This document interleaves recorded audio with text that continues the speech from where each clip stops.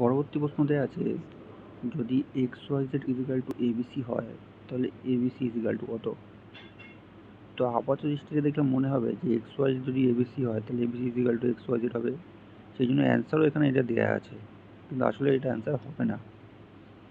আমাদের দেখতে হবে এর মধ্যে ডিফারেন্স কত, x Y Z A B C. তো এক্স থেকে এর ডিফারেন্স হচ্ছে ওয়াই জেড এ +3, ঠিক তেমনই ওয়াই থেকে বি এর মধ্যে ডিফারেন্স হচ্ছে +3, জেড থেকে সি এর মধ্যে ডিফারেন্স হচ্ছে +3। তো আমাদের দেখতে হবে এ বি সি এর সঙ্গে +3 দিন করলে কত হয়। এ বি সি +3 করলে হচ্ছে এ বি সি ডি, এর সঙ্গে +3 করলে হচ্ছে বি সি ডি ই, +3 করলে হচ্ছে ডি এফ। তো আমাদের হয়ে যাবে ডি এফ অ্যান্সার হয়ে যাবে।